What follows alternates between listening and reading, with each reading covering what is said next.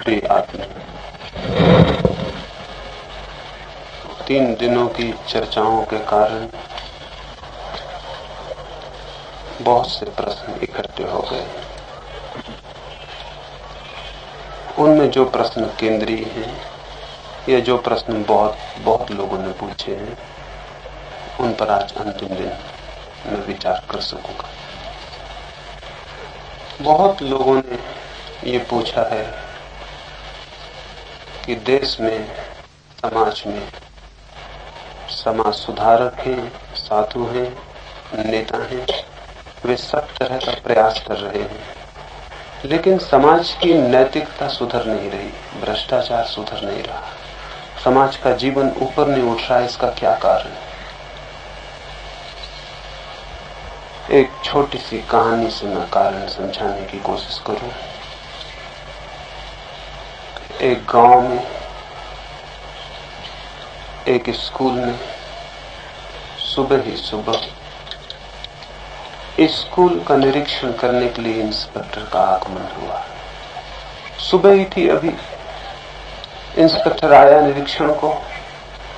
School की जो सबसे बड़ी कक्षा थी उसमें वो गया और उसने जाके विद्यार्थियों से कहा कि मैं निरीक्षण करने आया हूं, लेकिन समय मेरे पास ज्यादा नहीं, मैं ज्यादा लोगों से प्रश्न नहीं पूछ सकूंगा, तो कक्षा में जो 3 विद्यार्थी श्रेष्ठतम हो, प्रथम, द्वितीय, तृतीय जो हो, वही केवल 3 मेरे प्रश्न का उत्तर दे दें तो पर्याप्त होगा। उसने तख्ते पर प्रश्न लिखा और कहा जो कक्षा में प्रथम विद्यार्थी हो वो आगे आ जाए। जो प्रथम विद्यार्थी था वो उठा, बोर्ड के पास गया, प्रश्न को हल किया। उसने प्रश्न ठीक हल किया था, वो वापस अपनी जगह जाकर बैठ गया। फिर नंबर 2 का विद्यार्थी आया, उसने भी प्रश्न हल किया, वो भी अपनी जगह जाकर बैठ गया। फिर नंबर 3 का विद्यार्थी उठा, लेकिन नंबर 3 का विद्यार्थी उठते में झिझका, डरा, भयभीत सा तख्ते के पास आया। उसके भय और डर को देखकर इंस्पेक्टर ने उसे गौर से देखा तो उसे शक हुआ कि ये तो मालूम होता है जो पहली बार आया था वही लड़का दोबारा आ गया। तो उसने उसे पकड़ा और कहा कि क्या तू मुझे धोखा देना चाहता है? मालूम होता है तू पहली बार भी आके सवाल हल कर गया। उस लड़के ने कहा, धोखा तो नहीं देना चाहता, लेकिन मैं वही लड़का जरूर हूं जो पहली बार भी आया था। शिक्षक उसने कहा कि फिर दोबारा क्यों आया? उस लड़के ने कहा, हमारी कक्षा का जो नंबर 3 का लड़का है वो आज क्रिकेट का मैच देखने चला गया और मुझसे कह गया कि उसका कोई काम पड़ जाए उसकी जगह मैं कर दूं, तो मैं उसकी जगह आया हुआ। इंस्पेक्टर ने कहा, पागल, तुझे ये भी पता नहीं है कि परीक्षा किसी दूसरे की जगह नहीं दी जा सकती। ये धोखा है, ये बेईमानी है, ये असत्य की शिक्षा है। तू अभी से इस उम्र से बेईमानी सीख रहा है। बहुत डांटा, बहुत चिल्लाया। वो विद्यार्थी कपता हुआ, घबराया हुआ अपनी जगह बैठ गया। फिर वो इंस्पेक्टर शिक्षक की तरफ मुड़ा जो बोर्ड की तरफ एक कोने में चुपचाप खड़ा था। उस इंस्पेक्टर ने कहा, महाशय, ये बच्चा तो धोखा दे रहा था, सो ठीक है, आप क्या कर रहे हैं खड़े? मैं तो पहचानता भी नहीं, लेकिन आप तो पहचानते। उस शिक्षक ने कहा, माफ करें, मैं इन लड़कों को बिल्कुल नहीं पहचानता। इंस्पेक्टर ने कहा, आप स्कूल के शिक्षक, इस कक्षा के शिक्षक है, लड़कों को नहीं पहचानते? उसने कहा, नहीं, असल बात यह है कि मैं पड़ोस की कक्षा का शिक्षक हूं। इस कक्षा का शिक्षक तो क्रिकेट का मैच देखने चला गया। वो कह गया है कि उसकी जगह कोई काम पड़ जाए तो मैं जरा खड़ा हो जाऊं, तो मैं तो उसकी जगह खड़ा हुआ हूं। माफ करिए, मैं लड़कों को नहीं पहचानता। अब तो इंस्पेक्टर के आग बबूला होने का वक्त आ गया कि ये क्या मामला है? तुम भी धोखा दे रहे हो, तुम भी किसी की जगह खड़े हुए। बहुत चिल्लाया और कहा, नौकरी से अलग कर दिए जाओगे, ये क्या मामला है? शिक्षक घबराया, बेचारा गरीब शिक्षक, नौकरी से अलग हो जाए तो बहुत मुश्किल। बच्चे भी रोने लगे और घबरा गए। इंस्पेक्टर को भी दया आ गई। फिर उसको दया आई तो उसने कहा, मत घबराओ, मत रो, तुम्हारा भाग्य, तुम्हारी किस्मत की तुम समझो, आज तुम बच गए। मैं असल में असली इंस्पेक्टर नहीं हूं, इंस्पेक्टर का मित्र। असली इंस्पेक्टर को क्रिकेट मैच देखने चला गया, उसका दोस्त हूं मैं। मुझसे कह गया कि जरा आज निरीक्षण कराना, निरीक्षण करने मुझे जाना। अगर आज असली इंस्पेक्टर होता तो तुम्हें पता चलता कि तुम्हारी क्या हालत हो जाती। वो तुम बच गए, तुम्हारा भाग। लेकिन देखो, ख्याल रखना, आगे ऐसी गलती ना हो। इस कहानी से इसलिए कहना चाहता हूं, इस मुल्क के गिरे से गिरे व्यक्ति की जो हालत है उसको सुधारने वाले सुधारक और नेता की हालत उससे भिन्न नहीं है। सब एक नाव में सवार है, सब एक नाव के यात्री हैं। इसलिए इस मुल्क का कोई नैतिक जीवन ऊपर नहीं उठ पा रहा है। अनुयायी और नेता कोई फर्क नहीं। जिन्हें सुधारा जाना है वो जो सुधारने की बातें करते हैं उनमें कोई फर्क नहीं। थोड़ा सा फर्क हो भी सकता है कि जिनको सुधारा जाना है वो कम चालाक हैं, जो सुधारने की बातें करते हैं वो ज्यादा चालाक है। कनिंगनेस का फर्क है और कोई फर्क नहीं। जो ज्यादा चालाक है वो नेता हैं, जो कम चालाक है वो अनुयायी। और इसलिए इन बातों में मत उलझे रहना कि नेताओं के भाषण और ये साधुओं के उपदेश कुछ मुल्क के जीवन को ऊपर उठा सकेंगे। इस मुल्क के जीवन को ऊपर उठाना है तो नेताओं का भरोसा बिल्कुल छोड़ दें। फिर किसका भरोसा करेंगे? इस मुल्क को ऊपर उठाना है तो पहला भरोसा अपना करें, और इस मुल्क की किस्मत को बदलना है तो पहली बदलाहट अपने से शुरू कर दें। न नेता की प्रतीक्षा करें, न आंदोलन की, न सुधार की। अगर मन में पीड़ा है और ऐसा लगता है कि इस मुल्क की किस्मत बदलनी चाहिए, नियति बदलनी चाहिए, ये क्या हो रहा है, ये क्या अंधकारपूर्ण या क्या नरक बनता जा रहा है देश, तो इतनी हिम्मत करें कि मैं अपने को बदलूंगा। किसी को सुधारने जाने की जरूरत नहीं है आपको। मैं अपने को बदल लूं, मैं अपने को ठीक कर लूं, तो मैं एक पत्थर बनता हूं, एक ईंट बनता हूं उस मकान की जो अच्छा हो सकता है। और एक आदमी भी जब बल जुटा लेता है अपने को बदलने का, तो उसके बल की छाया, उसके बल का प्रभाव, उसकी बल की शक्ति भी फैलनी शुरू हो जाती है। एक वर्तुल उसके आसपास बनना शुरू हो जाता है, उसकी ज्योति का, उसकी सुगंध का। और क्या आपको पता है, उपदेश देने से कोई नहीं बदलता, लेकिन जब एक आदमी की जिंदगी बदलती है और उसकी जिंदगी में सुगंध फैलने लगती है, उस सुगंध को देख के लोग बदलते हैं। जब एक अंधेरे घर में दिया जलता है और प्रकाश फूटने लगता है, तो पड़ोस के लोग पूछने आ जाते हैं कि हमारे घर भी अंधेरे हैं, तुम्हारे घर में दिया कैसे जल गया, तुम कैसे प्रकाशित हो उठे हो, क्या हो गया है? हम भी दिया चाहते हैं, दिया कैसे जलाया जाए। दूसरों को समझाने जाने का सवाल नहीं है, जितना खुद के भीतर दिया जल जाए तो दूसरे पूछने शुरू हो जाते हैं, आने लगते हैं पूछने कि दिया कैसे जल गया। कौन आदमी अंधेरे में जीना चाहता है?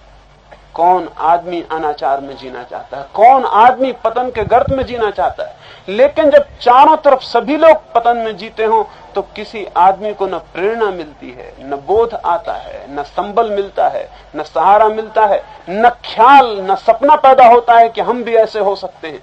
इस समय एक ही बात की जरूरत है कि जिन लोगों के मन में भी पीड़ा हो, वो अकेली हिम्मत से अपना काम शुरू कर दें, वो अपने को बदल लें, और वो पाएंगे कि पड़ोस में, गांव में उनकी हवा फैलनी शुरू हो गई है और वहां उनके भीतर से कुछ किरणें लोगों तक पहुंचने लगी। लेकिन स्मरण रहे, जब भी कोई व्यक्ति सच में अपने जीवन, अपने अंतस और आचरण को बदलता है, तो उसका जीवन आनंद की घटना बन जाती है। उसका जीवन आनंद की घटना बन ही जानी चाहिए। अगर कोई आदमी अपने जीवन को बदलता है और दुखी दिखाई पड़ता है और दिन भर रोता है कि मैं अपनी नैतिकता के कारण बड़ा परेशान हूं, मैं सच्चरित्र हूं इसलिए बड़ी मुश्किल में पड़ गया हूं, मैं सत्य बोलता हूं इसलिए जगह जगह असफल हो जाता हूं, अगर कोई आदमी अपने आचरण और सच्चरित्रता के कारण दुख रोता है, तो वह आदमी लोगों को दुष्चरित्र बनाने की चेष्टा कर रहा है। क्योंकि जब लोग देखते हैं कि एक सच्चरित्र आदमी दुख झेल रहा है, तो कौन सच्चरित्र बनना चाहे?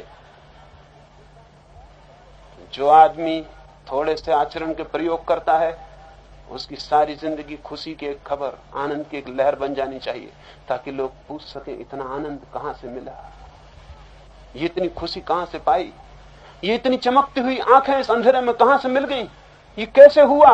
ये लोग पूछने लगे और वो अपनी खुशी की खबर सुनाने लगे। कोई कठिनाई नहीं है, एक गांव में एक आदमी भी काफी हो सकता है। एक छोटे से बीज से कितना बड़ा वृक्ष पैदा हो जाता है, और एक छोटे से बीज में जब वृक्ष पैदा होता है तो वृक्ष में करोड़ों बीज लग जाते हैं। वैज्ञानिक कहते हैं एक छोटा सा बीज इस पृथ्वी को, पूरी पृथ्वी को जंगल से भर सकता है। एक छोटा सा बीज, तो एक छोटा सा आदमी सारे जीवन को बदल नहीं सकता। एक छोटा सा बीज सारी पृथ्वी को हरियाली से भर दे। एक छोटे से अणु का विस्फोट सारी पृथ्वी में आग लगा दे। तो एक आदमी की आत्मा के आचरण की किरणें क्या पूरे जीवन को नहीं बदल सकती? एक गांव को, एक पड़ोस को, एक घर को नहीं बदल सकती? निश्चित बदल सकती हैं। लेकिन जब तक आप नेताओं की तरफ आंखें उठा कर देखते रहेंगे तब तक ये मुल्क कभी नहीं बदल सकता। नेताओं से सावधान, वो चाहे किसी तरह के नेता हों, चाहे धर्म के हों, चाहे राजनीति के, उनसे कुछ भी नहीं होने वाला। और आप ये मत सोचना कि वो आपको बदलना चाहते हैं इसलिए भाषण दे रहे हैं, या आप मत समझना कि वो सच्चरित्रता लाना चाहते हैं इसलिए उपदेश कर रहे हैं, इसलिए आंदोलन चला रहे हैं। नहीं, ये सब आंदोलन उनको नेता बनाने की तरकीबों से ज्यादा और कुछ भी नहीं। ये सब उन्हें और बड़ा नेता बनाए चले जाते। सामान्य जन को इस मुल्क के भाग्य को अपने हाथ में ले लेना होगा तो बदलाहट हो सकती है। कुछ मित्रों ने यह भी पूछा है कि हमारे मुल्क में तो इतने इतने बड़े सिद्धांत हैं, इतने बड़े शास्त्र हैं, इतने बड़े महापुरुष हो चुके हैं, इतनी ऊंची किताबें हैं, फिर हमारा चरित्र नीचे क्यों गिर गया? तो फिर मुझे एक कहानी से समझाने का ख्याल आता। एक गांव में बहुत पुराने दिनों की बात है, गांव के राजा के महल के पास एक आदमी पंखे बेच रहा था। गर्मी के दिन आने के करीब थे, पंखे बेच रहा था। साधारण पंखे, 2-2 आने के पंखे, लेकिन वो जोर से चिल्ला रहा था कि ऐसे पंखे आज तक नहीं बने, ये पंखा अद्भुत है, ये पंखा साधारण नहीं, इस एक पंखे की कीमत 100 रुपया है। लोग तो हंसे सड़क पर कि पागल हो गया है, लेकिन राजा को सुनाई पड़ गई ये आवाज। अगर 2 आने का पंखा होता तो राजा को सुनाई ना भी पड़ती, क्योंकि 2 आने के पंखे राजा नहीं खरीदा करते। 100 रुपए का पंखा कोई बेच रहा है। दरवाजा खोल के राजा ने कहा, बुलाओ उस पंखे बेचने वाले को, कैसा पंखा आ गया? पंखा देखा तो राजा भी हैरान हो गया, साधारण बाजार में 2 आने मिलने वाला पंखा। राजा ने पूछा, क्या कर रहे हो, क्या कह रहे हो, होश में हो? 100 रुपए दाम, क्या खूबी इस पंखे? उस बेचने वाले ने कहा, महाराज आप समझ सकेंगे ये कोई साधारण पंखा नहीं, साधारण आदमी समझ भी कैसे सकता है, आप समझ सकेंगे। ये पंखा ऐसा है कि ये 100 साल चलता है। 100 साल के पहले कोई तोड़ दे तो गारंटी हम देते हैं, 100 रुपए हम वापस कर देते।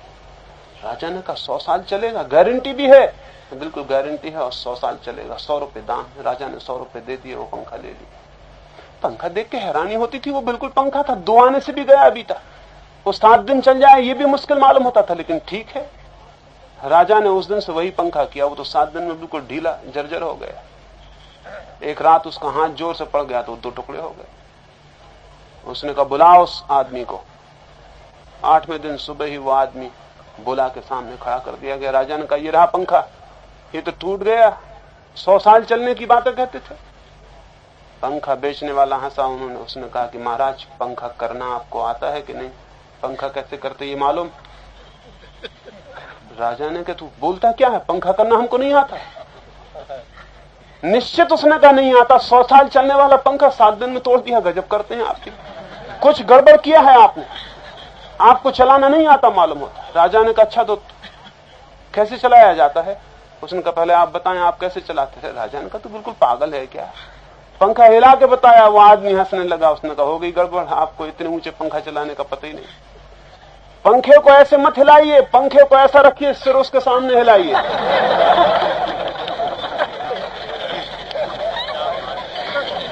पंखा तो बहुत गजब का है, सिर हिलाना आते नहीं आपको। हवा की हवा होगी, पंखा का पंखा बना रहे। ये सारे सिद्धांत और ये सारे शास्त्र, ये बिल्कुल गड़बड़ नहीं है। ये पंखा तो बिल्कुल दुरुस्त है, आपको सिर हिलाना नहीं आता, इसलिए सब गड़बड़ हो रही है मुल्क में। मैं आपसे कहना चाहता हूं, ये सिद्धांत गड़बड़ हैं, आदमी गड़बड़ नहीं है। राजा गड़बड़ नहीं था, उसे पंखा हिलाना आता था, वो आदमी बदमाश था। ये सिद्धांत गड़बड़ है कहीं,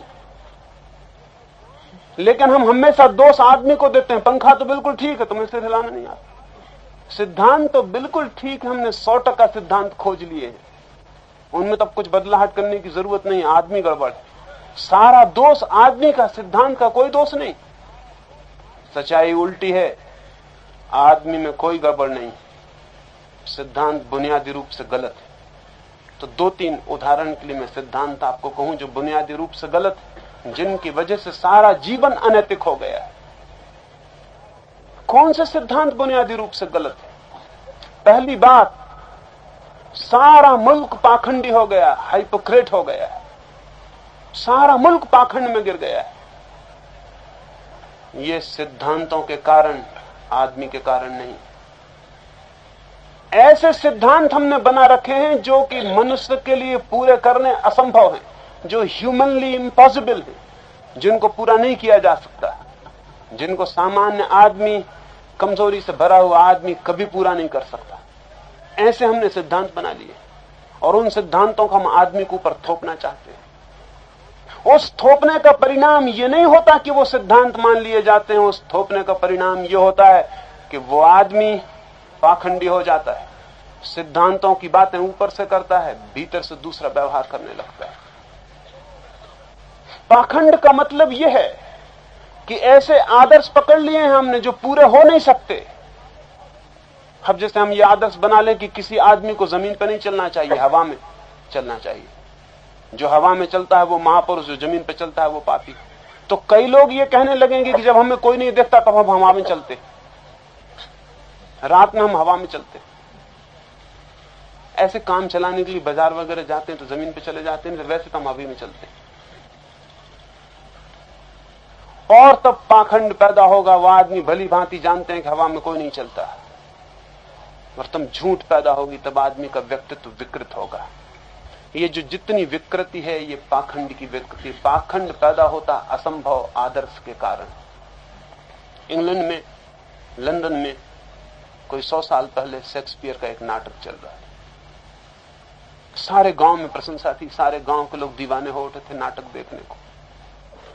जो आर्च बिशप था लंदन का, जो सबसे बड़ा पुरोहित और पादरी था, उसके मन में भी ख्याल उठा कि मैं भी नाटक देखूं। आखिर पादरी भी तो आदमी है, कोई पत्थर तो नहीं, तो उसके मन में नाटक देखने का ख्याल नहीं उठना चाहिए। लेकिन पादरी कैसे नाटक देखने जाए? और अगर कहीं पादरी मिल जाए नाटक देखता उन लोगों को जिनको रोज समझाता है कि सब असार है, सब नाटक व्यर्थ है, सब ये है वो है, तो लोग क्या कहेंगे? लेकिन जितनी खबर बढ़ने लगी कि नाटक बहुत अद्भुत है, बहुत अद्भुत, अभिनय बहुत कुशल हुआ है, पादरी बेचैन होने लगा। उसने कहा क्या करें क्या ना करें, बड़ी मुश्किल। जितना बेचैन होता था उतना ही चर्च में नाटक के खिलाफ बोलता था, और भीतर से सोचता था नाटक कैसे देखो। गुस्सा भी आता था कि नाटक बड़ी गड़बड़ चीज है। तो सुबह जब चर्च में भाषण करता था तो नाटक को जितनी गालियां दे सकता दे देता था। आखिर यहां तक कह दिया उसने कि नाटक देखने वालों को नरक जाना पड़ेगा। लेकिन रात रोज योजना बनाता था कि एक बार ये नाटक में देख तो लूं, ये नाटक है कैसा। और उसको तो पक्का ही पता था कि नाटक देखने से कोई नरक में नहीं जाता, ये खुद ही उसकी ईजाद है कि नरक जाना पड़ेगा। वो तो कोई डर था नहीं, लेकिन नाटक देखे कैसे। आखिर होशियार आदमी था, उसने नाटक के मैनेजर को एक चिट्ठी लिखी और लिखा कि भाई मैं बड़ी मुश्किल में पड़ा हुआ हूं, मैं धर्म गुरु हूं, मैं भी नाटक देखना चाहता हूं, लेकिन सामने के दरवाजे से कैसे आऊं? तुम्हारे नाटक गृह में पीछे का कोई दरवाजा नहीं कि मैं तो नाटक देख सकूं लेकिन दूसरे नाटक देखने वाले मुझको ना देख सके। ऐसा पीछे से घुस जाऊं, चुपचाप जब अंधेरा हो जाए फिर पहले ही निकल जाऊं। थिएटर के मैनेजर ने उत्तर लिखा कि पीछे का दरवाजा है, धर्म गुरुओं इत्यादि के लिए बनाना पड़ता है, हर जगह बनाना पड़ता है, आप बेफिक्र आए। पीछे का दरवाजा है, बनाना ही पड़ता है। कुछ सज्जन लोग पीछे के दरवाजे से आते हैं, तो आपका स्वागत। लेकिन एक बात नोट कर लें, उसका जुम्मा मैं नहीं लेता हूं, और वो ये कि ऐसा दरवाजा तो है हमारे नाटक गृह में कि नाटक देखने वाले आपको न देख पाएंगे, लेकिन परमात्मा देख पाएगा कि नहीं देख पाएगा इसका हम विश्वास नहीं दिला सकते, क्योंकि वो तो पीछे के दरवाजे से भी देख ही लेगा। फिर आपकी मर्जी, पता नहीं वो नाटक देखने गया कि नहीं गया, जहां तक तो गया ही होगा। ये क्या पागलपन पैदा हुआ, ये पाखंड क्यों पैदा हुआ कि पीछे के दरवाजे से जाएं? दो शक्लें, एक शक्ल ये दिखाना चाहती कि मैं नाटक नहीं देखता, और नाटक देखने का भीतर मनुष्य का स्वभाव पीड़ित करता है कि नाटक देखो। क्या ऐसा नहीं हो सकता कि हम ये पाखंड उतार दें, ये पाखंड तभी उतर सकता है जब नाटक देखने की सहजता को हम स्वीकार कर लें कि उसमें कोई पाप नहीं। धर्म गुरु भी नाटक देख सकता है, वो भी आदमी है, कोई ऐतराज की बात नहीं है, कोई नरक नहीं चला जा रहा, कोई पाप नहीं हुआ चला जा रहा। जीवन में हमने जीवन विरोधी आदर्श बना रखे और उन आदर्शों को पूरा करवाने के लिए हम आदमी पे जोर डालते हैं। वो आदमी बेचारा क्या करे? 3 विकल्प होते हैं उसके सामने। एक विकल्प तो ये होता है कि असंभव आदर्श को पकड़ने की कोशिश में जीवन का सारा रस खो दे, जीवन का सारा अर्थ खो दे, एक रूखा सूखा मुर्दा आदमी रह जाए। एक तो रास्ता ये रहता है। ये रास्ता भी कोई सुंदर और सुखद रास्ता नहीं, दुख का रास्ता है। दूसरा रास्ता ये रहता है कि वह आदमी इंकार कर दे आदर्श को और पशुओं की जिंदगी जीने लगे, जो ठीक लगे करे, इंकार कर दे कि हम कुछ मानते नहीं, हमको तो जो ठीक लगता है वो हम करते हैं। ये दूसरा रास्ता अनाचार का रास्ता है, ये भी कोई शुभ रास्ता नहीं। तीसरा रास्ता है पाखंड का रास्ता। वो आदमी आदर्श की बात करे और व्यवहार जैसा करना हो पीछे के दरवाजे से करता चला जाए। पुरानी दुनिया में 2 ही तरह के लोग थे, पहले और दूसरी तरह के, क्योंकि लोग कम समझ थे। जो समझदार थे वो तो तब भी पाखंडी थे, लेकिन अब समझदारों की संख्या अनिवार्य शिक्षा के कारण सारी दुनिया में बढ़ती जाती, इसलिए पाखंड बढ़ता जाता, सब समझदार होते जाते। वो कहते हैं तस्वीर दूसरी, कपड़े खादी के पहनो अगर दिल काला है, जितना दिल काला हो उतना ही सफेद और टिनोपाल 2 धोती में कपड़ों में।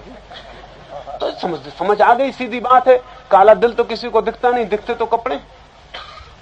और गांधी ने और बड़ी कृपा कर दी, खादी के पहनो तब वो और पवित्र हो जाते।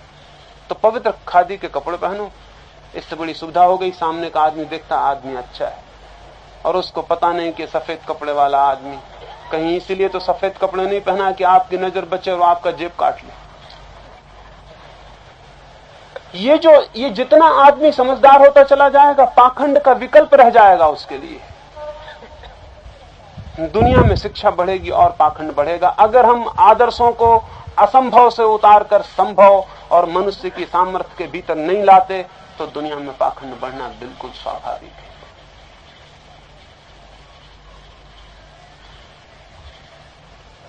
ये जो और 2-4 बातें आपसे को इस ख्याल में आ जाए कि हमने कैसे असंभव आदर्श बिठा रखे। हिंदुस्तान हजारों साल से स्त्रियों को विधवा किए चला जा रहा है, उनको हक नहीं है विवाह का। उनको पति मर जाए तो फिर जीवन भर अनिवार्य ब्रह्मचर्य है। बड़े आश्चर्य की बात है, पुरुषों ने अपने लिए ऐसा नियम नहीं लिया कि पत्नी मर जाए तो हम आजीवन विधुर रहेंगे, ब्रह्मचर्य का पालन करेंगे। बड़े होशियार, पुरुष ज्यादा होशियार है स्त्री से, और किताबें और शास्त्र चूंकि पुरुषों ही नहीं लिखे हैं, इसलिए अपने लिए तो इंतजाम रखा, स्त्री कोई इंतजाम नहीं रखा। स्त्री को विधवा छोड़ दो, विधवा छूटी स्त्री के सामने क्या विकल्प रह गया? या तो इतनी रुग्ण और बीमार और परेशान हो जाए कि आत्मघात कर ले, जैसा कि सती की व्यवस्था में था कि वो जाके मर जाए। और पता है आपको कैसे मारते थे सती की व्यवस्था में? किसी का पति मर गया है, वो तो बेचारी रोए जा रही है, वो तो उसके तो मन में मरने का ख्याल वैसे ही आ रहा है, परिजन चल बसा है, किसको ख्याल नहीं आता कि मर जाए। और उस मरने के मौके में समझाना चाहिए कि ठहरो, शांति रखो, तो उस वक्त उत्तेजना दी रही कि चलो मर जाओ, तो उस वक्त तो कोई भी उस उत्तेजना में मर जाए, कोई भी मर जाए। और फिर उसे यह भी पता है कि अगर वो न मरे, सती न हो, तो सारे जीवन के लिए निंदित और कंडेम्ड हो गई, पापनी हो गई। गांव में लोग उसका चेहरा भी नहीं देखेंगे। एक तो ये कष्ट पड़ा कि उसका परिजन मर गया, वो बेसहारा हो गई। दूसरा कष्ट सामने ये खड़ा है कि अगर जिंदा रहती है तो जिंदा रहना मरने से बदतर हो जाएगा। अब यही रास्ता है कि वो जाए और मर जाए। लेकिन जिंदा आदमी जब आग में कूदेगा तो कैसा होगा, कभी आपने सोचा? आराम से सो जाएगा जाके आग में। जरा हाथ जलता है तो आपको पता है क्या होता है, हाथ रखे रहिए आग में तो पता चलेगा कि क्या होता है। तो उसे तो अग्नि में कूदना है जलते आदमी को, उसकी क्या हालत होगी? वो भागेगी निकल के औरत आग से, कूदेगी, निकलेगी, भागेगी, चिल्लाएगी। तो सारा इंतजाम किया हुआ था कि बहुत बड़ी चिता बनाएंगे, उसमें उसे लकड़ियों में बिल्कुल खपा के हाथ पैर फंसा के बिठा देंगे ताकि वो निकल ना सके। फिर भी हो सकता आग लगे, और आग लगे तो जीवन बचाने की इतनी ताकत उठे कि वो कूद के बाहर आ जाए। तो इतना घी डालेंगे चिता में कि इतना धुआं हो जाए कि किसी को दिखाई ना पड़े कि वो निकल रही है बाहर, या उसको भी दिखाई ना पड़े। और फिर चारों तरफ जलती हुई मसाले लेके पंडे और पुरोहित खड़े होंगे और इतने जोर से ढोल बजाएंगे, इतने मंत्र पीटेंगे कि उसका रुदन, उसकी आवाज कुछ भी सुनाई ना पड़े। अगर वो भागे तो वो मसालों से वापस उसको धक्का देकर अंदर चिता में कर देंगे। ये धार्मिक लोग थे। सती होना तो बंद हो गया, विधवा जिंदा रह गई।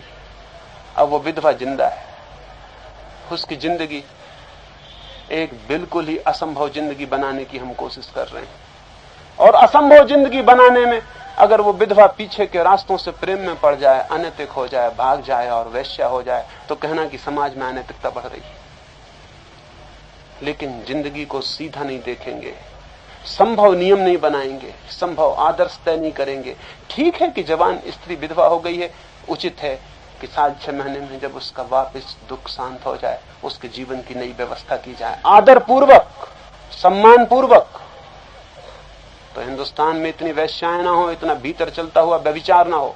लेकिन हम तो बड़े सिद्धांतवादी, हम तो विधवा का विवाह कर नहीं सकते। हम वैश्याएं सह सकते हैं, भागती हुई औरतें सह सकते हैं, घर घर के भीतर अनाचार सह सकते हैं, गर्भपात सह सकते हैं, लेकिन नहीं, हम विधवा का विवाह नहीं कर सकते। हम तो बड़ी पुरानी संस्कृति के ठेकेदार हैं, हम तो बड़े नैतिक लोग हैं, हम तो अनीति को कैसे सह सकते हैं। विधवा का विवाह अनीति है, और विधवा अविवाहित रह के जो अनीति का गड्ढा बन जाएगी सारे जीवन के लिए, वो तुम्हारी गलती। हमारा सिद्धांत तो बिल्कुल ठीक है। पंखा करना नहीं आता तो हम क्या करें? सिर हिलाइए, पंखे को सामने रख लीजिए, सिद्धांत को पकड़ लीजिए और सिर हिलाते जाइए। सिद्धांत तो बिल्कुल ठीक है, आप गड़बड़ हो, हम क्या कर सकते हैं? हमने सारी की सारी जीवन दृष्टि असंभव आदर्शों के पास केंद्रित कर दी है, इसलिए हम गड़बड़ में पड़ गए। सामान्य मनुष्य के बाबत कोई चिंतन नहीं किया गया, न उसकी कमजोरियों के प्रति दया बरती गई है। ये जिनको आप बहुत दयावान कहते हैं, बहुत करुणावान कहते हैं, ये उतने करुणावान और दयावान नहीं मालूम होते। ये बहुत कठोर लीगलिस्ट, बहुत कानूनवादी मालूम होते। मनु से लेकर आज तक हिंदुस्तान में कोई दयापूर्ण जीवन नियमन करने वाला व्यक्ति नहीं हुआ। सब कठोर, और कठोरता उनकी इस बात में है कि वो खुद अपवाद हैं। ये बात सच है, वो खुद उस नियम का पालन कर सकते हैं, और चूंकि वो खुद पालन कर सकते हैं, वो सोचते हैं हर आदमी पालन कर सकता है और हर आदमी को पालन करना चाहिए। बस ये सारी कठिनाई हो जाती है। वो थोप देते हैं अपने नियम को, अपवाद का नियम, वो जो एक्सेप्शनल आदमी है उसका नियम पूरे समाज पर थोपा जाएगा। समाज का पाखंडी हो जाना अनिवार्य है, गणित की तरह 2 2 4 जैसे होते हैं, ऐसा ही अनिवार्य। हिंदुस्तान अपवादी आत्यंतिक नियमों के भीतर पीड़ित और परेशान हो रहा है। इन सिद्धांतों से मुक्ति चाहिए। हमें सामान्य मनुष्य का सिद्धांत और जीवन देखना चाहिए, उसे पकड़ना चाहिए, सामान्य, उसको खोजना चाहिए, उसकी कमजोरी, उसकी सीमाओं के भीतर, मनुष्य की सीमाओं के भीतर क्या हो सकता है। और जब असंभव आदर्श होता है और पालन नहीं हो पाता, तो परिणाम ये नहीं होता कि आदमी सामान्य रह जाए, आदमी उल्टी स्थिति में हो जाता। ब्रह्मचर्य पालन नहीं होता तो परिणाम संयम नहीं होता, परिणाम व्यभिचार होता है। एक एक्सट्रीम से आदमी गिरता है, एक अति से तो दूसरी अति पे पहुंच जाता है, बीच में नहीं रुकता। ब्रह्मचर्य का जो कौम आदर्श बनाएगी वो कौम व्यभिचारी हो जाने वाली है। एक आध आदमी के ब्रह्मचर्य से रहने से कोई फर्क नहीं पड़ता। ब्रह्मचर्य का आदर्श जो कौम थोपेगी वो कौम व्यभिचारिणी हो जाएगी, क्योंकि वो आदर्श तो संभलेगा नहीं, और तब दूसरा ही विकल्प रह जाता है, चोरी छिपे पीछे के दरवाजे। मैं इस मुल्क में 70 साल के बूढ़े भी मेरे पास आते हैं, सबके सामने तो वो मुझसे ईश्वर परमात्मा के प्रश्न पूछते हैं, अकेले में वो कहते हैं कि महाराज इस सेक्स से हम बड़े परेशान हैं। 70 साल की उम्र हो गई, वो कहते हैं हम सेक्स से परेशान। ये स्त्री से कैसे छुटकारा होगा? 70 साल की उम्र हो गई, कब्र के करीब पहुंच रहे, वो कहती स्त्री से कैसे छुटकारा होगा। और छोटे छोटे बच्चों में बैठ के वही बुढ़ा कहेगा सिनेमा देखने जाते हो, नंगी तस्वीरें देखते हो, बड़े गंदा, तुम्हारा जीवन नष्ट हो गया, तुम बर्बाद हो गए। और ये आदमी अकेले में मुझसे पूछता है कि मैं क्या करूं, मेरा मुश्किल हो गई है, मेरे मन में बस ये स्त्री स्त्री और ये सेक्स ही सेक्स चलता है। क्या ये मामला क्या है, ये बात क्या है? ये बूढ़ा लड़के को कह रहा है कि तू सिनेमा मत जा, तू कहां का फिल्मी गाना गा रहा है, तू ये कहां की किताब ले आया, इसमें नंगी औरत की तस्वीर है।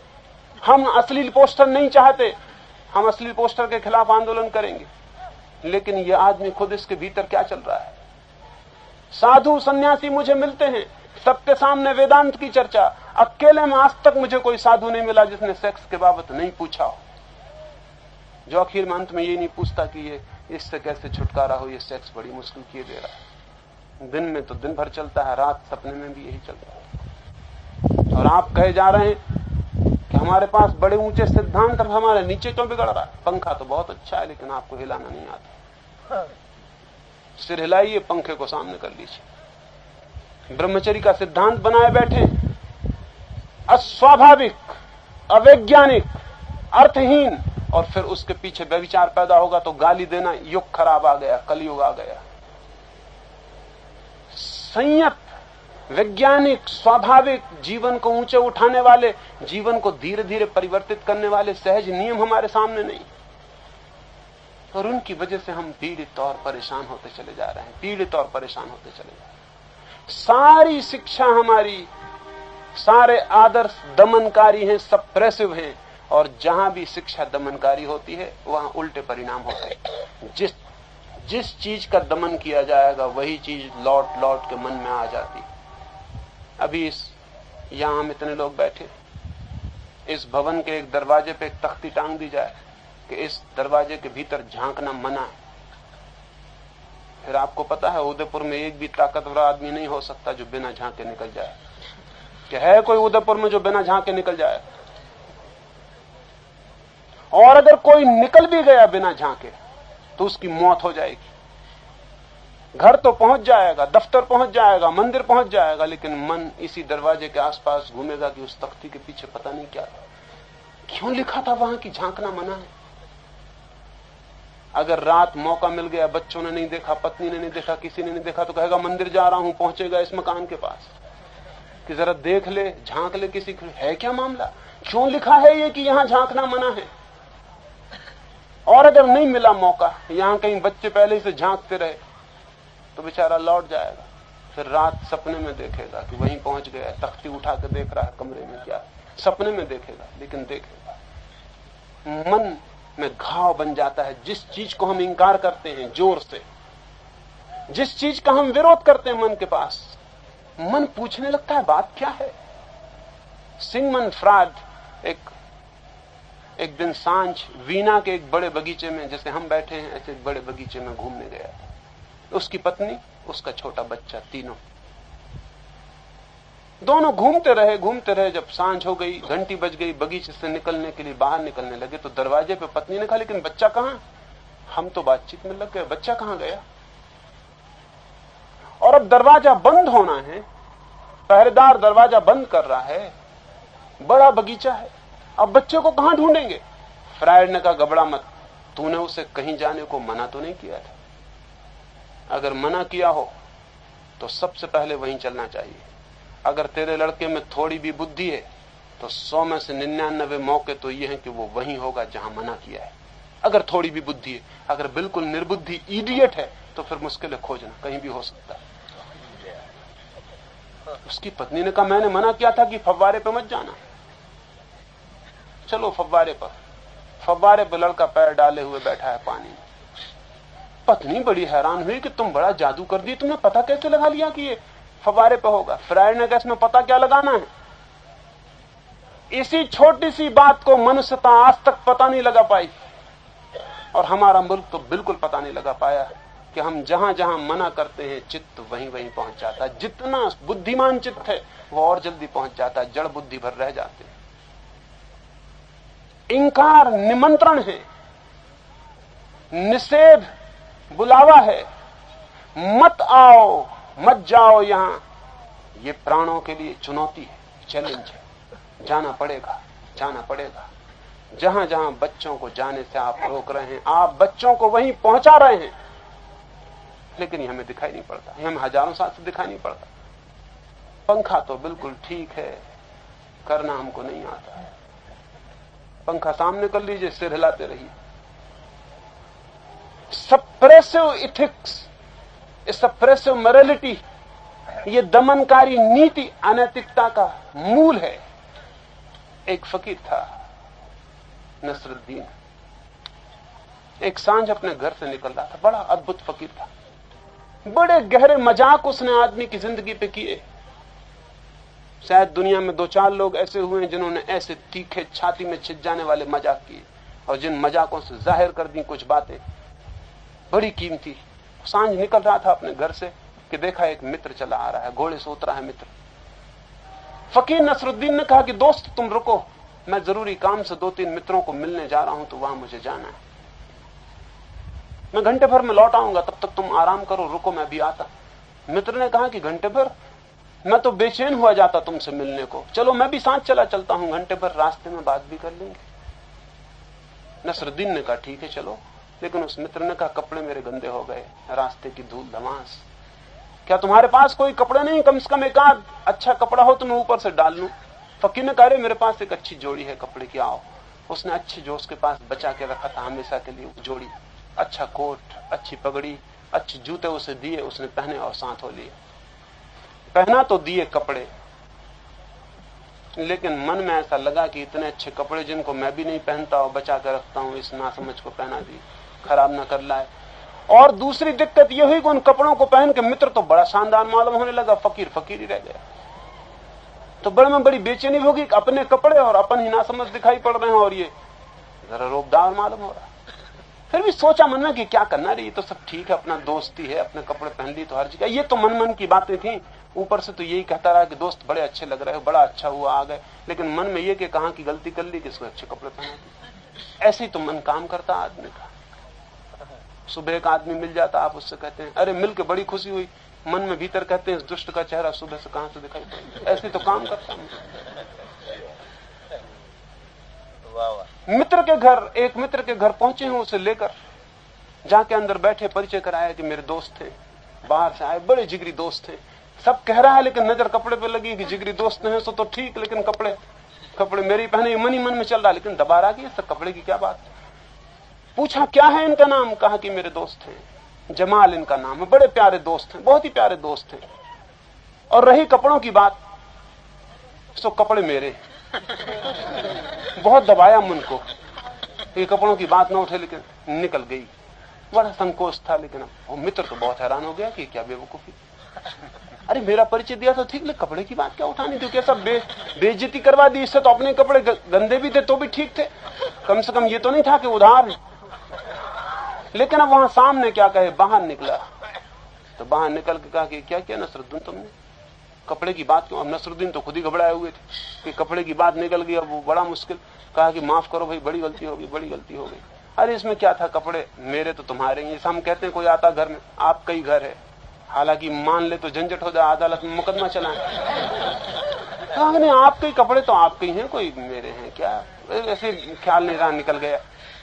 अब फिर मन में सोचता रहा, बड़ा पश्चाताप मन में हुआ कि तो बड़ी गलती बात हो गई, बिल्कुल गलती। दूसरे मित्र के घर गए, संभाल कर रखा अपने को कि वो गलती फिर ना हो जाए। लेकिन जो आदमी जितना संभालता है गलती से, उसी गलती में पैर चला जाता।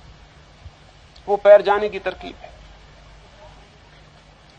जहां के दूसरे मित्र के यहां कहा कि ये रहे मेरे मित्र, संभाले है अपने को, ये रहे मेरे मित्र जमाल। रहे कपड़े से कौन कहता मेरे नहीं, इनके ही हैं, कपड़े इन्हीं के हैं, बिल्कुल इनके हैं साहब।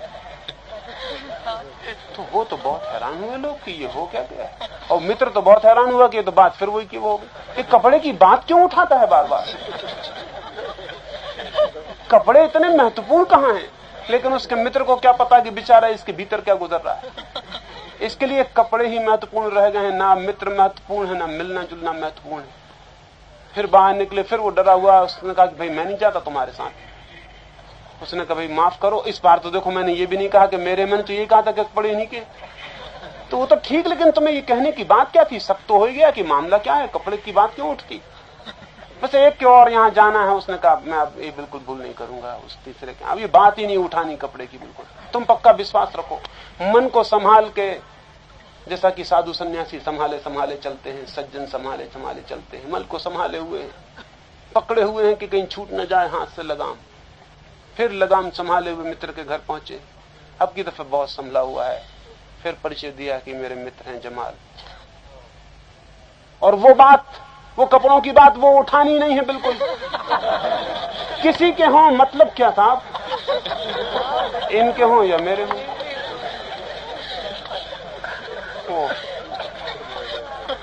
ये जो माइंड है, ये जो सप्रेसिव माइंड, ये जो दमनकारी चित्त, ये जो चीजों को जबरदस्ती दबाता है, उनके विस्फोट होने शुरू होते हैं। हिंदुस्तान का पूरा चित्त दमन से भरा हुआ है।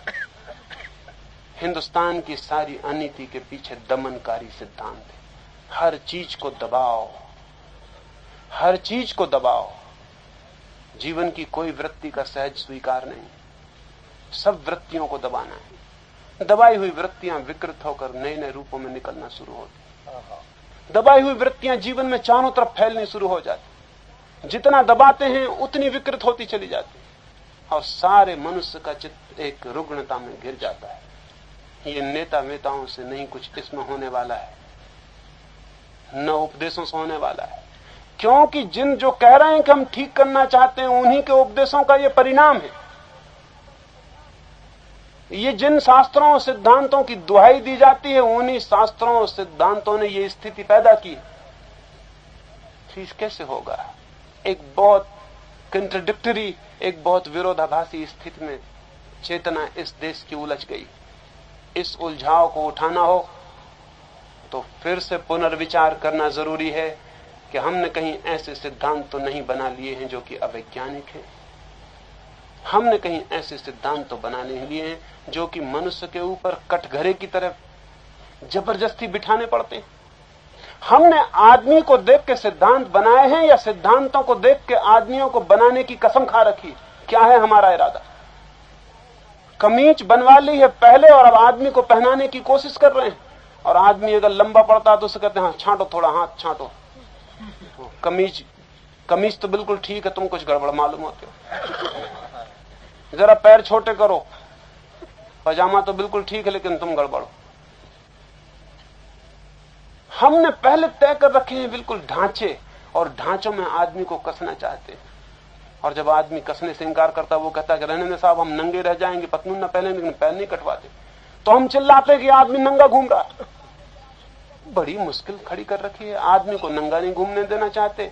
पतलून अपनी मन की बनाना चाहे तो उसका स्वीकार नहीं है। पतलून आपने पहले से तय कर रखी जब वो आदमी पैदा नहीं हुआ। मनु महाराज पतलून बना गए 3000 साल पहले, आपको पहनाई जा रही। उनको पता नहीं 3000 साल पहले कौन आदमी पहनेगा। वो टेलरिंग 3000 साल पहले कर गए, आदमी अब पैदा हुआ है। नाप जोख अब इसकी कभी ली नहीं गई कि आदमी किस तरह का है, इसके ऊपर कमीज बिठा रहा है, नहीं बैठती। तो पंखा तो बिल्कुल ठीक है, आप आदमी गड़बड़। आपको पंखा करना नहीं आता, आपको कमीज पहननी नहीं आती, हाथ पैर काटो, छोटे कर लो। कमीज चरम है, अल्टीमेट है, उसके ऊपर कोई सवाल नहीं। ये मुल्क के जीवन को जो हम नहीं बदल पा रहे हैं, उसके बुनियाद में ये कारण है कि हम सिद्धांत मनुष्यों से ज्यादा महत्वपूर्ण समझ रहे हैं। कोई सिद्धांत मनुष्य से ज्यादा महत्वपूर्ण नहीं है, कोई शास्त्र मनुष्य से ज्यादा महत्वपूर्ण नहीं, कोई धर्म मनुष्य से ज्यादा महत्वपूर्ण नहीं। मनुष्य अंतिम और चरम है, और जो बात मनुष्य को योग नहीं पड़ रही, उस बात को बदलने की तैयारी होनी चाहिए। मनुष्य को जो बात योग्य पड़ सके, मनुष्य के स्वभाव के अनुकूल पड़ सके, मनुष्य के मनस के, उसकी साइकोलॉजी के करीब पड़ सके, वो हमें निर्धारित करनी। ये मुल्क आज बदल सकता है, इस मुल्क के बदलने में कोई कठिनाई नहीं तो ये मुल्क कभी नहीं बदल सकेगा।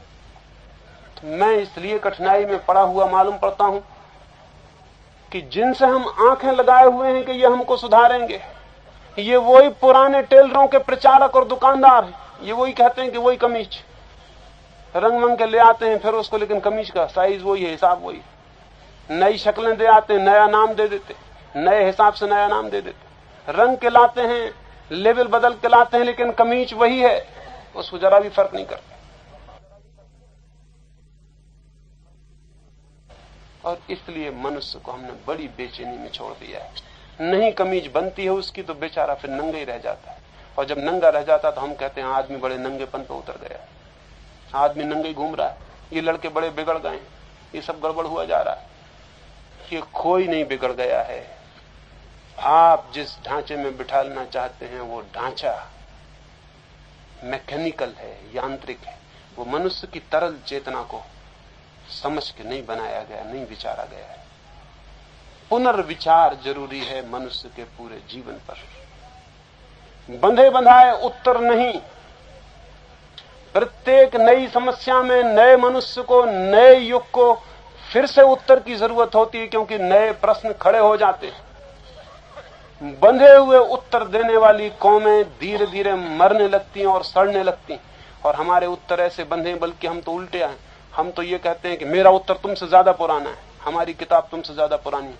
हिंदू कहते हैं कि मेरा वेद इससे ज्यादा पुरानी कोई किताब नहीं। जैन कहते हैं कि हमारी किताब इससे ज्यादा पुराना कोई धर्म नहीं। जिसका जितना पुराना उत्तर है वो कहता है हमारे पास उतनी ऊंचा उत्तर है। सच्चाई यह है कि जिसके पास जितना नया उत्तर हो वो मनुष्य के उतने काम का हो सकता है, क्योंकि जितना पुराना उत्तर है आदमी की यात्रा उससे बहुत दूर हो चुकी है, वो अब आदमी को उतना ही कम मौजूद रह गया है।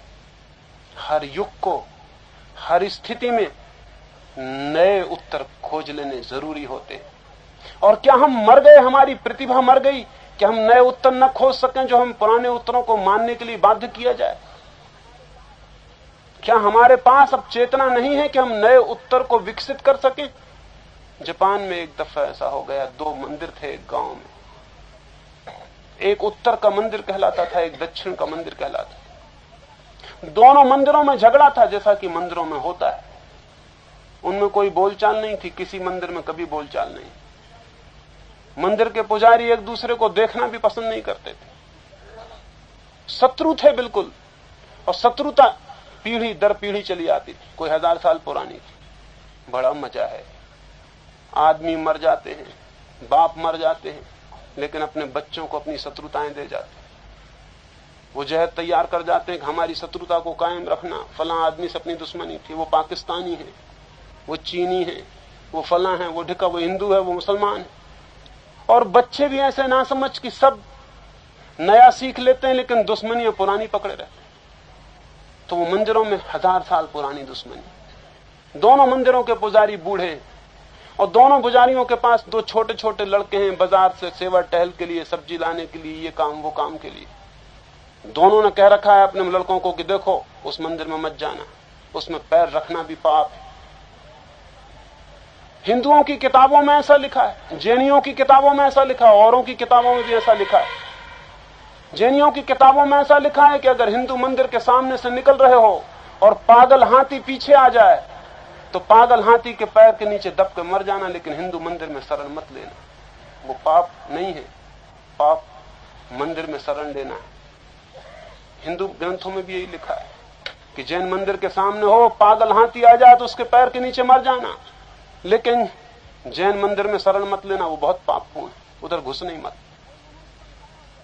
वही उन्होंने समझाया हुआ था। दोनों बच्चे छोटे थे, उनसे ये भी कह दिया था कि आपस में भी कभी मिल जाओ तो बातचीत मत करना, लेकिन बच्चे बच्चे हैं, बूढ़े भी उनको बिगाड़ते हैं तो थोड़ा वक्त लग जाता है, एकदम से बिगाड़ना आसान नहीं है। बच्चे कभी कभी मिल जाते थे, 2 बात कर लेते थे चोरी छिपे, लेकिन एक दिन बड़ी गड़बड़ हो गई। उत्तर के मंदिर का बच्चा निकला, दक्षिण के मंदिर का बच्चा भी निकला हुआ था, रास्ते पर मिला। दक्षिण के मंदिर वाले लड़के ने उस उत्तर वाले लड़के से पूछा, दोस्त कहां जा रहे हो? वो अपने मंदिर से चला आ रहा था, वहां बड़ी मेटाफिजिकल, बड़ी दार्शनिक बातें चल रही थी मंदिर में, वो भी उसी जोश में था। उसने कहा, कहां जा रहे हो? कौन कहां जाता है? जहां हवा ले जाती है वहीं जा रहे हैं। सुन के आ रहा था ऊंची बातें, उसके दिमाग में फितूर चढ़ा हुआ था। उसने कहा, कौन कहां जाता है? कैसा आना कैसा जाना, जहां हवा ले जाती वहीं जाते। वो दूसरा लड़का तो दंग रह गया, इससे तो बातचीत यहीं बंद हो गई, आगे कुछ रास्ता न रहा। उसके मन को दुख भी हुआ। उसने सोचा कि कहीं मैं हार तो नहीं गया, मेरा गुरु कहता था उस मंदिर से कभी हारना नहीं। वो लौट के अपने गुरु के पास गया। उसने कहा कि बड़ा दुख है, आज उससे मैंने बात की और मैं हार गया। उसने एक ऐसा उत्तर दे दिया कि उसके आगे मुझे कुछ सूझे ही नहीं। मैंने पूछा कहां जा रहे हो? वो कहने लगा जहां हवाएं ले जाएं। उस बूढ़े ने कहा कितनी दफा कहा, नहीं मानता उससे बात, तूने की यही भूल की। हमारे मंदिर का कोई आदमी उस मंदिर के आदमी से कभी नहीं हारा। कल फिर उसी जगह खड़े हो जाना, उससे फिर पूछना कि कहां जा रहा हो। अगर वो कहे कि जहां हवाएं ले जाएं, तो उससे कहना कि अगर हवाएं ठहरी हों और न चल रही हों तो कहीं जाओगे कि नहीं। फिर वो भी रह जाएगा ठप, उसको भी कुछ सूझेगा नहीं। और उसको मुंह बंद करना बहुत जरूरी है उस मंदिर के लोगों का। एक दफा बढ़ गए तो बड़ी दिक्कत देंगे बाद में। वो लड़का जाके रेडीमेड उत्तर लेके खड़ा हो गया कि आज ये कह देना। वो लड़का निकला उस मंदिर का। उसने पूछा कहां जा रहे हो दोस्त? उसने कहा कहां जा रहा हूं? जहां पैर जा रहे हैं वहीं जा रहा हूं। अब मामले बदल गया। वो हवा की बात ही उठाई नहीं उसने। उत्तर तैयार था, हवा का पांव पे लागू नहीं होता था, बोलने की कोई जरूरत नहीं थी। फिर हार हो गई।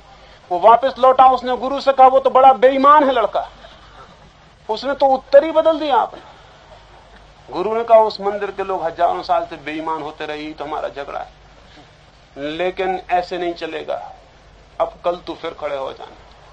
और उससे जब वो कहे कि जहां पैर ले जाएं, तो उससे कहना कभी ऐसा भी हो जाता है कि पैर में लकवा लग जाता है, कभी ऐसा भी हो जाता है कि पैर कमजोर हो जाते। फिर कहीं जाएगा कि नहीं जाएगा। फिर दूसरे दिन फिर वो खड़ा हो गया, फिर तैयार उत्तर। उसने उस लड़के से पूछा कहो दोस्त कहां जा रहे हो? उसने कहा कहां जा रहा हूं? देखते नहीं झोला लिया हूं, सब्जी खरीदने जा रहा हूं। वो मामला वहीं टूट गया। गुस्से में लौटा, कहा कि बड़े बेईमान है वो तो। आज फिर बदल गया। जिंदगी भी इतनी ही बेईमान है, रोज बदल जाती है। अगर इसको बेईमानी कहते हो तो सच तो यह है कि बदलाहट जिंदगी है। क्रोध जिंदगी के बदलने का नहीं, पागलपन और दुख आपके बंधे हुए उत्तरों का है। बंधे हुए उत्तर की यही हालत होता है। जिंदगी यहां बदलती जाती है। आप अपनी पुरानी किताब में खोज रहे हैं कि उत्तर कहां है। जब तक आप उत्तर खोजते हैं तब तक जिंदगी बदल गई। यहां तो ताजा नया अभी इसी क्षण जीवन के साथ संपर्क चाहिए और उत्तर चाहिए। उत्तर अपने से चाहिए, बंधी हुई किताब से नहीं। इस मुल्क के सामने सबसे बड़ी समस्या आज एक ही है, उसके चरित्र की, उसकी चेतना की, उसके व्यक्तित्व की, और वो ये है कि हमारे पास बंधे हुए उत्तर हैं और जिंदगी रोज बदलती चली जा रही है। जब तक हमारे पास जिंदगी के बदलते हुए उत्तरों के साथ बहने की क्षमता और जिंदगी के बदलाहट को पकड़ लेने की क्षमता और जिंदगी के नए रूपों के नए रिस्पांस, नया प्रत्युत्तर हमारे भीतर से आ सके, इतनी जीवंतता नहीं होगी, तब तक इस मुल्क का कोई भविष्य नहीं हो सकता है। इसलिए मैं ये कहना चाहता हूं, छोड़ें बंधे बंधाए उत्तर, चेतना को जगाएं, विकसित करें, खोजें नए उत्तर। तो आज हम अपने जीवन की सारी समस्याओं के उत्तर खोज ले सकते हैं। कोई कठिनाई नहीं आ गई है, कोई ऐसा मसला नहीं आ गया जो हल नहीं हो सकता। सब हल हो सकता है। एक अंतिम प्रश्न की चर्चा और फिर मैं अपनी बात पूरी करूंगा। एक मित्र ने पूछा है कि ध्यान, मौन, इनकी क्या जरूरत है? क्या सेवा करने से सब काम नहीं हो जाता? समाज सेवा, गरीबों की सेवा, भूदान, कोई ऐसा काम रचनात्मक इससे नहीं हो जाता? क्या जरूरत है कि हम मौन करें, ध्यान करें? क्यों समय गंवाएं? मुल्क को तो सेवा की जरूरत है। कई के मन में यह सवाल उठता है। कई कहते हैं कि सेवा ही धर्म है। मैं आपसे कहना चाहता हूं, सेवा धर्म नहीं है, यद्यपि धार्मिक व्यक्ति सेवक होता है। इसको थोड़ा समझ लेना जरूरी है। धर्म तो सेवा है, लेकिन सेवा धर्म नहीं। क्या फर्क हो गया? इतनी सी बात, जमीन आसमान का फर्क हो गया। जो आदमी शांत होता, मौन होता, जो आदमी प्रभु की दिशा में, प्रार्थना में लीन होता, उसका सारा जीवन सेवा बन जाता है। लेकिन उसे पता नहीं चलता कि मैं सेवा कर रहा हूं। दूसरी तरफ जो आदमी कहता है मैं सेवा कर रहा हूं, इस सेवा से न तो वो शांत होता, न मौन होता, न प्रभु से संबंधित होता, बल्कि मैं सेवा कर रहा हूं, इससे उसका मैं और अहंकार बलिष्ठ होता और मजबूत होता। जाइए सेवकों को खोजिए और आप पाएंगे उनका अहंकार इतना मजबूत जिसका हिसाब नहीं। सेवक भारी अहंकार से भरा रहता है कि मैं सेवा करने वाला हूं। धार्मिक चेतना हो जाए तो जीवन सेवा बन जाता है, अनायास, आकस्मिक, सहज। लेकिन तब सेवा अहंकार की पूर्ति नहीं करती। लेकिन कोई कहता हम सेवा कर करके ही, गरीब का पैर दाब के, कोढ़ी की सेवा करके, सड़क झाड़ के, हम सेवा कर करके परमात्मा को पा लेंगे, तो मैं आपको निश्चित कहता हूं कोई परमात्मा को पाने का द्वार सेवा से नहीं जाता। सेवा एक नए तरह के अस्मिता और अहंकार को और ईगो को भर मजबूत करती है। और इस चेष्टा में जो सेवा की जाती है वो अक्सर गैर जरूरी, कृत्रिम, अनावश्यक, और कई बार जिसकी हम सेवा करते हैं उसके लिए भी खतरनाक हो जाती है। एक घटना मुझे स्मरण आती। एक स्कूल में एक पादरी ने जाके एक दिन सेवा का उपदेश दिया। उसने बच्चों को समझाया कि सेवा करो, क्योंकि सर्विस, सेवा ही सच्चा धर्म है। रोज एक ना एक सेवा करनी ही चाहिए। बिना सेवा किए भोजन नहीं खाना चाहिए, बिना सेवा किए चैन से सोना नहीं चाहिए। अगर तुम सेवा नहीं करते तो तुम कभी अच्छे आदमी नहीं बन सकते हो। उन बच्चों ने पूछा मसलन कैसी सेवा, क्या करें? तो उसने कहा जैसे कोई नदी में डूबता हो तो उसको बचाना चाहिए, किसी के घर में आग लगी हो तो दौड़ के बुझाना चाहिए, कोई बूढ़ा कोई बूढ़ी रास्ता पार होता हो न होता हो बस से बनते तो हाथ पकड़ के रास्ता पार कराना चाहिए। छोटे छोटे बच्चे थे। उन्होंने कहा अच्छी बात, अब हम कोशिश करेंगे। 7 दिन बाद वो पादरी फिर वापस आया। उसने बच्चों से पूछा तुमने कोई सेवा का काम किया, कोई एक्ट ऑफ सर्विस? 3 बच्चों ने हाथ ऊपर उठाए कि हमने किया। उसने कहा कोई हर्ज नहीं, आज 3 ने किया, कल 30 करेंगे। मैं बहुत खुश हूं बेटे, तुम खड़े हो, बताओ तुमने क्या सेवा की। पहले लड़के से पूछा तुमने क्या सेवा की? उसने कहा मैंने एक बूढ़ी औरत को सड़क पार करवाई। पादरी ने कहा बहुत अच्छा किया, हमेशा सेवा का काम करो, उससे तुम्हारे जीवन में बड़ा बड़ा सत्य का अवतरण होगा, प्रभु का सानिध्य मिलेगा। बैठ जाओ। दूसरे से पूछा कि बेटे तुमने क्या किया? उसने कहा कि मैंने भी एक बूढ़ी औरत को सड़क पार करवाई। तब जरा पादरी को शक हुआ, इसने भी बूढ़ी औरत पार करवाई? फिर भी हो सकता है, क्योंकि बूढ़ी औरतों की कोई कमी तो है नहीं, करवा दी होगी। सड़कें भी बहुत, बूढ़ी औरतें भी बहुत, पार भी बहुत करती हैं, ऐसा क्या हैरानी की बात, संयोग की बात नहीं होगा। उसको भी कहा अच्छा बेटा बहुत अच्छा किया। तीसरे से पूछा तूने क्या किया? उसने कहा मैंने भी एक बूढ़ी औरत पार करवाई। उसने कहा बड़ी हैरानी हो गई, तुम तीनों को 3 बूढ़ियां मिल गई। उन्होंने कहा 3 कहां साहब, एक ही बूढ़ी थी, उसी को हम तीनों ने पार करवाया। एक ही बूढ़ी थी तो क्या बहुत बिल्कुल मरने के करीब थी कि तुम 3 की जरूरत पड़ी ले जाने को? उन्होंने कहा नहीं, मरने के करीब नहीं, बूढ़ी बड़ी ताकतवर थी, वो उस तरफ जाने नहीं चाहती, हम तो बामुश्किल से पार करवा पाते। वो तो बिल्कुल इनकार करती थी कि हमको जाने नहीं उस तरफ। लेकिन आपने कहा था कोई एक्ट ऑफ सर्विस, कोई सेवा का काम, बिना किए भोजन नहीं। अब हमको भूख लग रही थी, हमको भोजन करना था, कोई सेवा का काम हुआ नहीं। मकान में आग लगाएं झंझट हो जाए, नदी में किसी को डुबाएं मुश्किल हो जाए, तुमने कहा एक बूढ़ी को पार करवा दे। हमने पार करवा दिया, बिल्कुल पूरा पार करवा दिया, उस तरफ जाकर छोड़ा। अब वो फिर से लौट गई हो तो भगवान जाने, उसके लिए सेवा को जो धर्म समझ लेते हैं उनकी सब सेवा खतरनाक हो सकती है। फिर उन्हें इसकी फिक्र नहीं है कि वो क्या कर रहे हैं, इसकी फिक्र है कि मेरा धर्म, मेरा पुण्य कैसे अर्जित हो रहा है। सेवक अक्सर मिसचीफ मेकर साबित होते हैं, बहुत उत्पात उपद्रव खड़ा करवा देते। अगर दुनिया में सेवक और समाज सुधारकों की संख्या कम रही होती तो शायद समाज पहले से बहुत बेहतर होता। लेकिन वो अपनी धुन में लगे हैं, उनको समाज बदल के दिखा देना, उनको सेवा करके दिखा देनी। और वो इतने पागल हैं इसमें कि ये कभी पूछते ही नहीं कि मेरा मन शांत नहीं है। शांत मन जो नहीं है उससे निकली हुई सेवा जहरीली हो जाएगी। पहली बात है कि मन अत्यंत शांत हो, तो शांत मन से जो भी कृत्य होता है वो मंगलदायी होता है। अशांत मन से कोई भी कृत्य मंगलदायी नहीं होता। अशांत आदमी राजनीति में होगा तो मुश्किल खड़ी करेगा, अशांत आदमी सेवा करेगा तो मुश्किल खड़ी करेगा, अशांत आदमी साधु हो जाएगा तो मुश्किल खड़ी करेगा। ये साधु सेवा या राजनीति का सवाल नहीं, ये अशांत मन का अनिवार्य कारण है कि उससे उपद्रव होगा। इसलिए मैं कहता हूं सेवा की फिक्र मत करें, शांत होना पहली बात है। सेवा तो उसके पीछे छाया की तरह आती है।